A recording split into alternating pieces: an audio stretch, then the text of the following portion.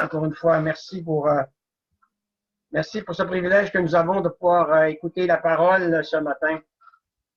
Et j'aimerais vous inviter, comme introduction, à tourner avec moi, pour ceux qui ont la parole, ou à Annabelle, de tourner, si elle peut projeter Philippiens chapitre 3. Si je ne suis pas prévenue à l'avance, je ne sais pas le faire, Jacques. Je suis désolée. OK, il n'y a pas de problème, je vais le lire. Ça va. OK. Alors, Paul dit ceci: je ne prétends pas avoir déjà remporté le prix ou avoir déjà atteint la perfection, mais je continue à courir afin de saisir le prix de cette course que Dieu a prévue pour moi. Car Jésus-Christ s'est déjà saisi de moi. Frère, je ne pense pas avoir remporté le prix, mais je fais une chose. J'oublie ce qui est derrière moi, je m'efforce d'atteindre ce qui est devant moi.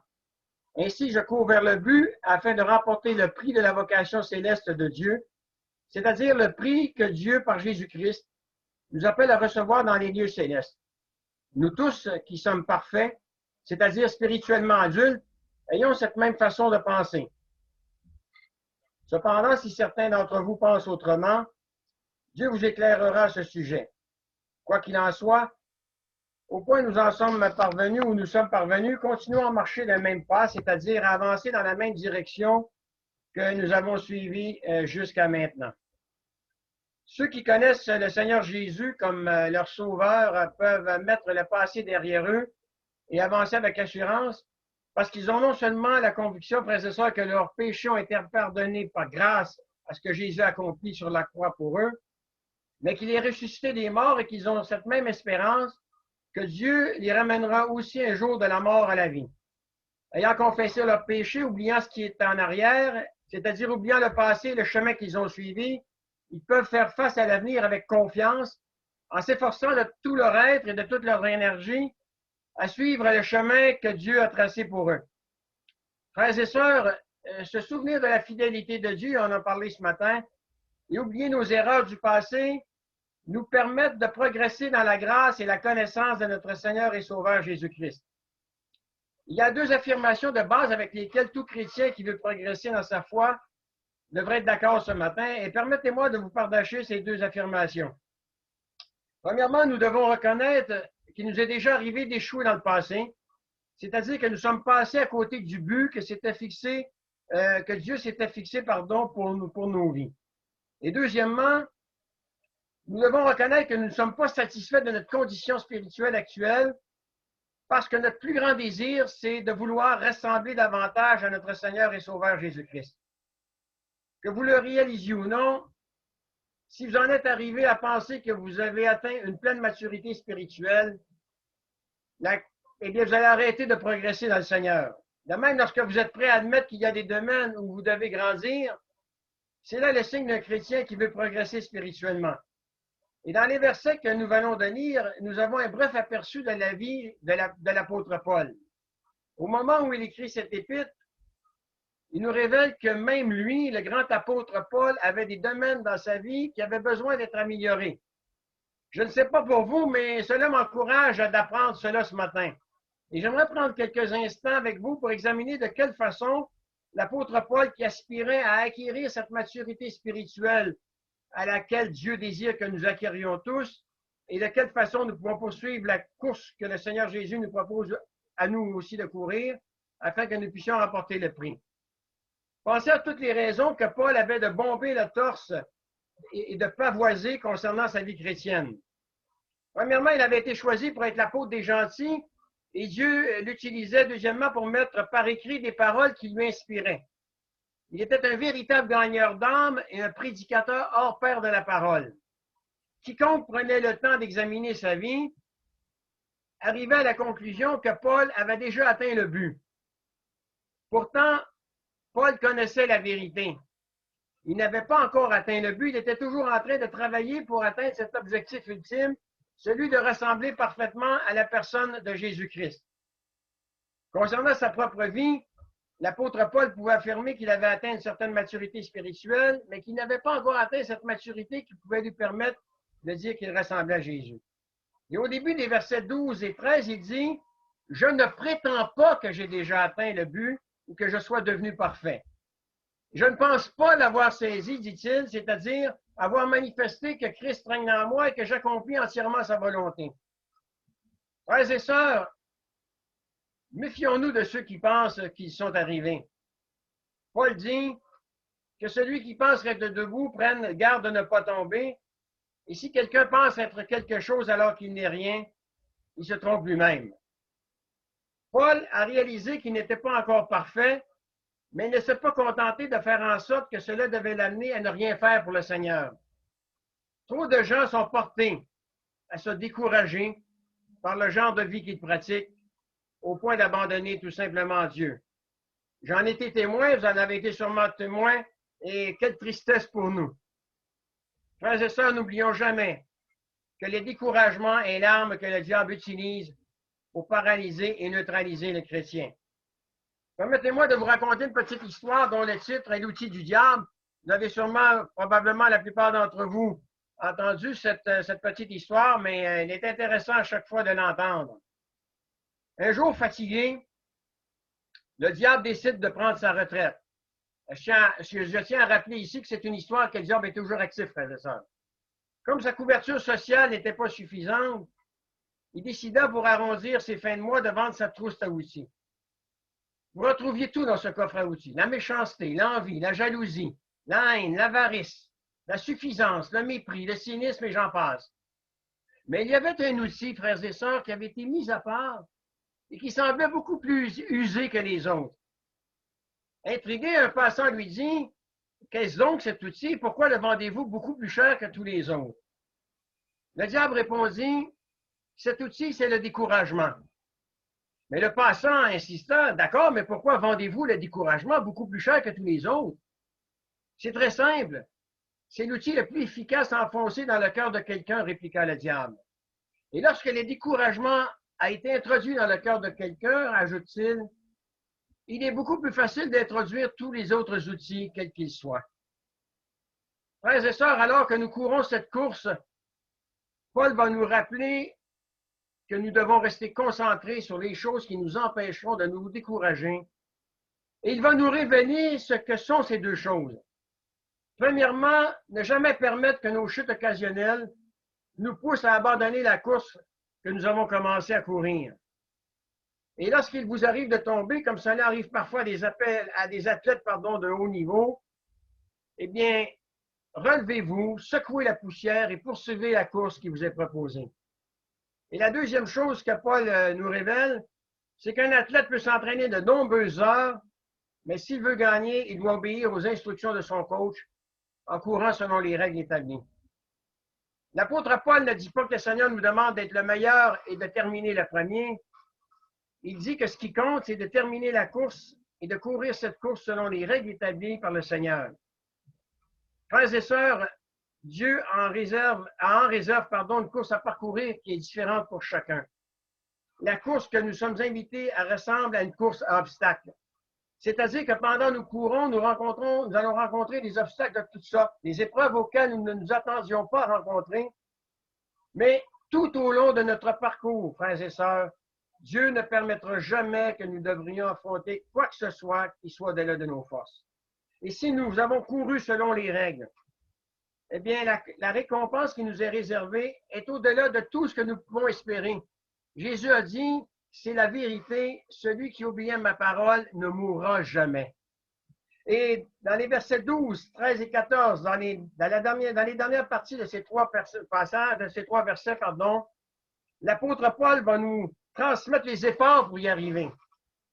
Il dit dans la deuxième partie des versets 12, 13 et 14, 5 choses qui décrivent la course dans laquelle il a décidé de s'impliquer en utilisant des termes qui vont mettre en lumière des actions. Premièrement, dans le verset 12, la fin du verset 12, il dit « Je cours pour tâcher de saisir le prix ». Le verbe actif ici, c'est le verbe qui signifie courir en grec utilisé par Paul, signifie littéralement poursuivre en cherchant à saisir quelqu'un ou quelque chose. Il projette l'image d'un chasseur qui court après sa proie, tout en faisant ressortir aussi l'idée d'un coureur qui fait tous ses efforts pour atteindre la ligne d'arrivée. Peu importe le but, l'idée ici, c'est de poursuivre sans se relâcher. Parce que l'espérance de Paul, c'était recevoir quelque chose ou de s'emparer de quelque chose, et cela exige une discipline de vie. En effet, ce que Paul est en train de dire ici, frères et sœurs, c'est ceci. Je suis en train de poursuivre le but ou de saisir ce pourquoi Jésus m'a saisi. Il avait réalisé qu'il avait été sauvé pour un but et que Dieu avait un plan pour sa vie. Et Paul ne serait pleinement satisfait que lorsqu'il obtiendrait ce pourquoi il avait été saisi. Frères et sœurs, dans la vie mondaine ou peu importe dans la vie quotidienne, quelqu'un qui vit sans but, eh bien, c'est quelqu'un qui est triste, c'est quelqu'un qui est découragé, c'est quelqu'un qui fait souvent un pas en avant et 3 pas en arrière. Et pourtant, dans notre vie chrétienne, Paul nous rappelle que nous avons été sauvés pour un but et que ce but, eh bien, derrière ce but, il y a un plan. Et ce plan, c'est Dieu qui l'a conçu pour nous. Et ce plan, frères et sœurs, c'est que cette vie, elle ne prend pas fin maintenant, mais elle va se poursuivre dans l'éternité et nous allons vivre et régner avec lui pour l'éternité. Paul en parle dans Romains et Jean le répète dans Apocalypse. Combien de chrétiens connaissez-vous, connaissons-nous, qui se sont arrêtés le jour où ils ont reçu Jésus-Christ dans leur vie? C'est le plus loin qu'ils sont allés avec le Seigneur. Pourquoi? Parce qu'ils ont oublié que Dieu les avait sauvés pour un but. Si c'est votre cas ce matin, parce que je ne suis pas capable de lire dans vos cœurs, mais Dieu connaît vos besoins spirituels ce matin. Si c'est votre cas ce matin, demandez à Dieu de vous révéler dans sa parole ce pourquoi il a saisi votre vie. C'est-à-dire ce pourquoi il s'est révélé dans votre vie. Et lorsque vous l'aurez trouvé, poursuivez ce but de tout votre cœur tout au long de votre vie, que rien ne vous satisfasse plus que celui de le satisfaire. Et ce but, frères et sœurs, pour lequel Dieu vous a sauvés, ce but pour lequel Dieu vous a choisi, c'est pour se glorifier à travers de faibles êtres humains qui sont devenus ses enfants, qu'il a adoptés dans sa famille et qui vont partager un jour sa gloire. Deuxième partie du verset 13, deuxième verbe que Paul utilise, il dit « je fais une chose ». Le mot « faire », un verbe actif. Tout comme un athlète olympique qui cherche à exceller, Paul se spécialisait à faire une chose, atteindre le but. Et pour y arriver, il dit, j'ai oublié tout ce qui est derrière moi. C'est-à-dire, frères et sœurs, qu'il a fait une croix sur ce qu'il a vécu dans le passé et il s'efforçait maintenant d'atteindre ce qui était devant lui. Autrement dit, frères et sœurs, il ne pouvait rien changer de son passé. Mais en Jésus-Christ, frères et sœurs, il y avait quelqu'un pour son avenir, pour le présent et pour son avenir, qui pouvait le porter, le transformer, le transporter, le transformer. Frères et sœurs, il dit, c'est-à-dire, j'ai fait une croix sur ce que j'ai vécu dans le passé, et maintenant je m'efforce d'atteindre ce qui est devant lui. Et je pense que c'est un rappel aussi pour nous, frères et sœurs. Autrement dit, ce qui l'intéressait Paul, et ce qui devrait nous intéresser, c'est le futur, c'est-à-dire le monde à venir, l'éternité. Chers amis, quelqu'un qui excelle quand son esprit est concentré sur une seule chose à la fois. Pardon. Quelqu'un excelle quand son esprit est concentré sur une seule chose à la fois. Et si vous voulez connaître le secret de la réussite de Paul, c'est que Paul avait une seule et même pensée, c'était de plaire à son Seigneur et Sauveur. Un des problèmes, c'est mon opinion, je peux me tromper, j'en fais pas un dogme, hein? Mais un des problèmes avec les chrétiens d'aujourd'hui, c'est que peu d'entre eux peuvent se dire, je fais une chose. Beaucoup de chrétiens sont attirés et tiraillés à aller dans 1001 directions différentes que le monde leur offre. Pourtant, il y a une seule chose qui comptera lorsque nous quitterons ce monde, et ce sera celle-ci. Jusqu'à quel point avons-nous pris bien soin de courir pour le Seigneur? L'apôtre Paul nous invite à développer une seule et même pensée lorsque vient le temps de choisir notre façon de vivre. Et une des premières choses serait de faire en sorte de se contenter de vivre avec plus de simplicité. Lorsque vous regardez le comportement de certains chrétiens, avec tous les biens qui s'amassent, ils vous donnent l'impression qu'ils vont vivre éternellement sur la terre. Pourquoi agissent-ils ainsi? Parce qu'ils ont souvent oublié qu'ils étaient des étrangers, des exilés sur la terre. Si la première chose qui décrit la course dans laquelle l'apôtre Paul a décidé de s'impliquer consiste à s'efforcer à saisir le prix, si la deuxième chose qui décrit la course dans laquelle l'apôtre Paul a décidé de s'impliquer, c'est de se limiter à faire une seule chose, la troisième chose qui décrit la course dans laquelle l'apôtre Paul a décidé de s'impliquer, c'est oublier ce qui se trouve en arrière de lui. La fin du verset 13, oubliant ce qui est en arrière de moi ou derrière moi. Paul est en train de dire ici, je refuse de regarder ce que j'ai fait dans le passé. Et le verbe oublier signifie cesser d'être affecté par. Si vous gardez vos yeux sur ce que vous avez réussi dans le passé, vous aurez alors tendance à vous installer confortablement et à vous reposer sur ces choses. Et si vous courez en gardant vos yeux fixés sur vos échecs du passé, vous aurez alors tendance à rester en arrière de peur d'échouer encore une fois. Il y a une autre pensée qui a besoin d'être soulignée ici. C'est lorsque vous êtes en train de courir pour le Seigneur, il est important de ne pas s'arrêter pour regarder comment les autres courent.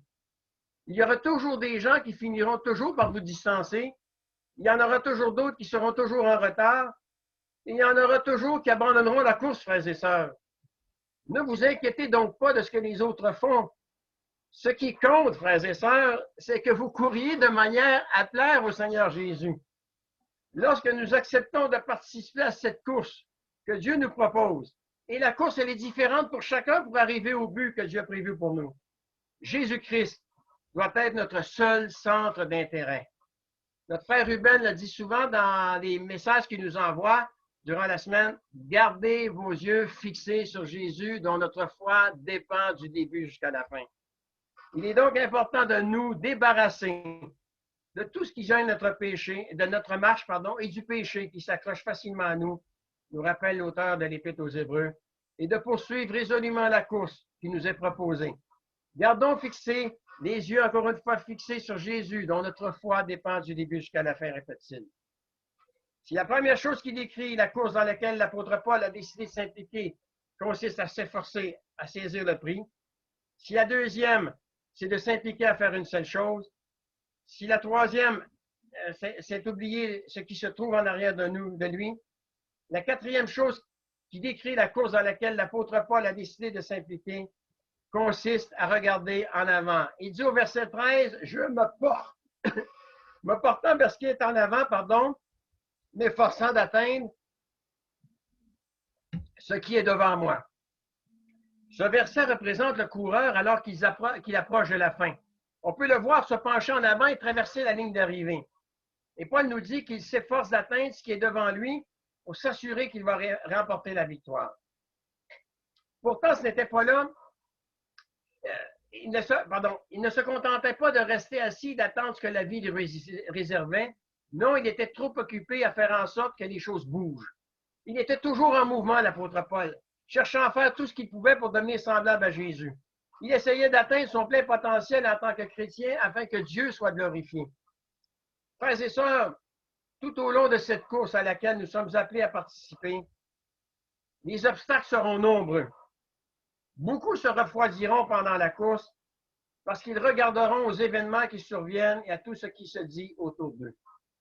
Mais ceux qui tiendront bon, ceux qui persévéreront jusqu'à la fin, recevront le prix de la victoire, dit Jésus. Et le prix que vous recevrez, dit l'apôtre Paul, parce que vous avez gardé la foi, c'est le salut de vos âmes, c'est le salut de mon âme. Frères et sœurs, la cinquième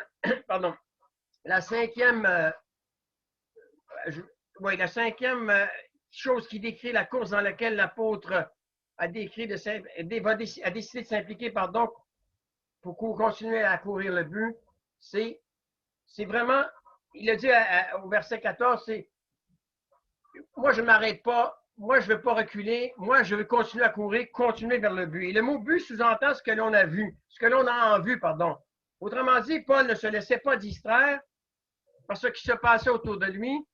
Il ne cherchait qu'à atteindre le but que Dieu avait fixé pour lui. Et c'était celui de vouloir terminer la course selon les règles. Remarquez que lorsqu'il était à la fin de sa vie, il a été capable de laisser derrière lui le témoignage qu'il avait bien couru. Il va dire à Timothée, « Quant à moi, l'heure est arrivée où je vais être offert en sacrifice. Le moment est venu pour moi de mourir. J'ai combattu le bon combat. Je suis allé au bout de la course. J'ai gardé la foi et maintenant le prix de la victoire m'attend. C'est la couronne de justice que le Seigneur, le juste juge, me donnera au jour du jugement. Et il ne la donnera pas seulement à moi, frères et sœurs. Ce n'est pas réservé uniquement à l'apôtre Paul, cette couronne de justice, mais regardez ce qu'il dit, mais à tous ceux qui attendent avec amour le moment où il apparaîtra. Frères et sœurs, il est indispensable que nous évitions de tomber dans le piège, de nous laisser distraire par les événements qui surviennent dans le monde, particulièrement la crise dans laquelle on vit. Particulièrement dans la crise dans laquelle on vit, où j'ai entendu certains chrétiens qui remettent en doute finalement le plan de Dieu pour chacune de nos vies. Et ce, mentionné depuis le début dans Genèse jusqu'à dans l'Apocalypse. Il y a une cible, il y a un but, et nous devrions tous nous efforcer à atteindre ce but dans nos vies. Que Dieu nous aide à garder nos yeux sur ce but. Trop de chrétiens sortent des starting blocks de départ super motivés pour commencer et poursuivre la course. Puis après quelques mois, quelques années, ils vont se laisser distraire par toutes sortes de choses pour cesser de poursuivre la course. Quelqu'un a dit que la vie chrétienne, ce n'était pas une question de sprint, mais une question de marathon, c'est-à-dire d'endurance. Nous devons admirer ceux qui sont constants, qui ne vivent pas uniquement pour le moment présent, mais qui courent en tout temps en ayant l'éternité en vue, parce qu'ils ont réalisé que Dieu est honoré par quelqu'un qui poursuit une course selon les règles et qui s'applique à vivre comme il le demande. Cet homme et cette femme ne se laissent pas facilement distraire parce qu'ils courent en ayant leurs yeux fixés sur le but. Parlons maintenant de l'espoir ou de l'attente de Paul. Fin du verset 14. Paul nous dit dans ce verset qu'il court pour remporter le prix parce qu'il y a une récompense remise au vainqueur de la course. Paul voulait accomplir une belle course et il voulait gagner le prix que Dieu avait en réserve pour lui. Paul savait que le Seigneur l'avait appelé pour une raison. Il l'avait appelé pour qu'il accomplisse son devoir devant le Seigneur. Et il en est de même pour nous, frères et sœurs. Paul savait aussi que le fait de réussir à accomplir ce but lui permettait de jouir de la récompense que le Seigneur avait en réserve pour lui. D'ailleurs, les règles sont toujours les mêmes. Chers amis, n'oublions jamais que le Seigneur Jésus nous a nous a sauvés pour accomplir une tâche pour lui, et ce, pour l'avancement de son royaume. Lorsque nous faisons ce que le Seigneur veut, et que nous vivons de façon à poursuivre, à obtenir le prix, nous recevons alors la récompense qui est remise à celui qui a servi fidèlement le Seigneur. N'oublions pas que celui qui plante et celui qui arrose sont égaux. Dieu accordera à chacun sa récompense selon le travail qu'il aura accompli, dit Paul dans 1 Corinthiens 3, verset 8. Ceux-là attendront leur maître leur dire, c'est bon, c'est bien bon et fidèle serviteur. Tu as été fidèle dans des choses qui ont peu de valeur. Je vais te confierai par conséquent celles qui ont beaucoup de valeur. Viens et réjouis-toi avec moi, dit Jésus. Rappelez-vous, Paul a obtenu ce pourquoi il a couru. Il en avait la certitude avant même de mourir. Il dira à Timothée, maintenant le prix de la victoire m'attend. Il ne dit pas j'espère, mais il dit maintenant le prix de la victoire m'attend. C'est la couronne de justice que le Seigneur, le juste juge, me donnera au jour du jugement. Et il ne la donnera pas seulement à moi, je rappelle, mais à tous ceux qui attendent avec amour le moment où il apparaîtra. Avez-vous l'assurance ce matin que vous allez recevoir ce prix? Ou espérez-vous, humainement parlant? Vous pouvez répondre oui si seulement vous courez selon les règles pour recevoir le prix. Je ne vous dis pas que vous ne tomberez jamais. Je ne vous dis pas que vous allez réfléchir à ce but. Peut-être même remettre en question ce but parce que le diable serait venu vous tenter. Mes frères et sœurs, rappelez-vous que le Seigneur est toujours là. Vous n'êtes jamais seul. Le Seigneur Jésus est à vos côtés et il va courir cette course avec vous, frères et sœurs. Le ressuscité court, il est présent avec nous jour après jour. Il est là pour nous relever lui-même quand nous n'avons pas nécessairement les forces nécessaires pour nous relever. Frères et sœurs, je veux que vous vous rappeliez que Dieu ne nous a pas sauvés pour que nous puissions continuer à vivre comme le monde. Il nous a sauvés afin que nous puissions le suivre et nous efforcer de lui ressembler dans les moindres détails de notre vie. Ne déprécions pas notre salut en courant après la chair, le monde ou le diable. Traitez votre relation avec le Seigneur comme étant la chose la plus précieuse qui soit, en vous efforçant de vous montrer à la hauteur de cette vocation céleste à laquelle Dieu vous a appelé. Dans les versets 15 et 16, pour terminer, Paul est simplement en train de dire ce que c'est l'attitude d'un chrétien mature. Frères et sœurs, est-ce que notre attitude aujourd'hui correspond à ce que la vie d'un chrétien est supposée être? Paul nous avertit que si nous avons une opinion différente sur la façon dont le chrétien doit poursuivre la course proposée, alors le Seigneur interviendra dans nos vies dans ce domaine. Le seul problème, c'est que trop de gens apprécient la course qu'ils sont en train de poursuivre et n'écouteraient pas nécessairement le Seigneur si celui-ci les appelait à courir différemment. Chers amis, peu importe ce que nous avons vécu, ce que vous avez vécu, ce que j'ai vécu dans le passé, nous pouvons laisser les péchés et les échecs derrière nous en acceptant le pardon de Dieu et en persévérant pour atteindre de plus hauts sommets spirituels avec l'aide du Seigneur Jésus-Christ. Nous avons le privilège de servir le Dieu qui nous accorde une seconde chance si nous nous repentons. Frères et sœurs, nous avons le privilège de servir le Dieu de la seconde chance, pas le Dieu de la dernière chance, le Dieu de la dernière chance. Et quand ça fait la troisième fois que nous tombons, nous avons encore, frères et sœurs, le privilège de servir le Dieu qui accorde une seconde chance à quiconque se repent. Pensons à Jonas. Il n'avait aucune compassion, frères et sœurs, pour les citoyens de Ninive, alors que le cœur de Dieu, c'était de sauver tous les citoyens de Ninive. Pensons à Samson, qui a vécu charnellement une grande partie de sa vie, je dirais presque la grande majorité de sa vie, et qui pourtant, alors qu'il était aveugle, va faire sa prière de repentance en s'appuyant sur les colonnes où les gens étaient rassemblés dans ce colisée, entre guillemets, et qui va demander l'aide de Dieu. Et on voit comment Dieu n'a jamais cessé d'aimer Samson pour tous ses péchés. Comme il ne cessera jamais de vous aimer parce que vous tombez. Pensez à David, frères et sœurs, qui plus de 2000 ans après sa mort, Dieu a cru bon d'inscrire dans la parole son péché d'adultère. Et qu'à chaque génération, on s'en rappelle. Et pourtant, Dieu sera capable de dire, j'ai trouvé en David un cœur selon mon cœur. Dieu n'a jamais cessé d'aimer David. Et peu importe ce que vous vivez, frères et sœurs, ayez la certitude que jamais Dieu ne cessera de vous aimer. Non seulement Dieu ne cessera jamais de vous aimer, mais Dieu ne cessera jamais de moins vous aimer si vous le délaissez. Et que Dieu ne cessera jamais de vous aimer. Dieu ne vous aimera pas plus parce que vous êtes fidèle à Dieu. La seule chose, frères et sœurs, quand on tombe, c'est pas que Dieu nous aime moins, c'est que son cœur est attristé de voir son enfant qui est tombé, qu'il a délaissé.